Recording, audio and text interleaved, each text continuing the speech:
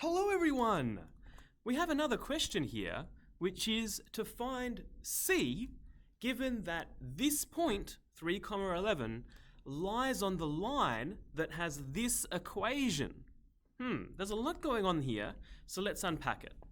First of all, you might notice that this equation here, y equals 2x plus c, has this variable c here, and we don't know what it is. If I graph y equals 2x plus c, the graph really depends on what this number c is. On this site called Desmos, I can add a slider for c and see how the graph changes depending on what number is here. It says that this point lies on the line, so that might help us narrow it down and figure out which line we have. Is it this line? Is it this line? Is it somewhere in the middle? I'm going to plot this point here, which is 3, 11. Cool. Well, now we can see that this line is too low. This line is too high. So the only line that looks like y equals 2x plus something and goes through this black point here, 3, 11, the only line is this one. The line that has c equals 5, or a y-intercept of 5. But what if I didn't have a cool technological tool like this? How could I do it with algebra? Well, what we can do is we can substitute.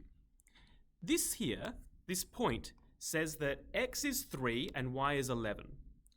And because this point lies on this line, if I substitute x with 3, I replace x with 3, and I replace y with 11, so 11 will go there.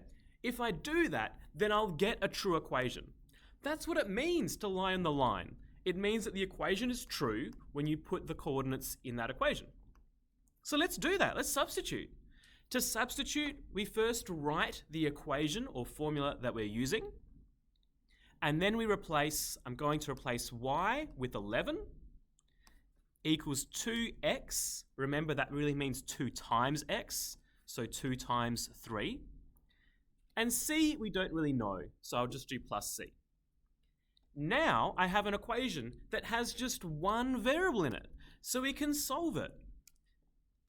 2 times 3, I can replace that with 6. The plus c I can copy down. I can move this positive 6 term over to the left where it becomes negative 6. In other words, I'm subtracting 6 from both sides. Now I can replace 11 takes 6 with the answer to that, which is 5. So c is 5. And that matches our graph. So, in other words, the equation is y equals 2x plus 5, because c is 5. And that is how you can find the y-intercept even when you only know the slope and a point. Cool. See you next time, everyone.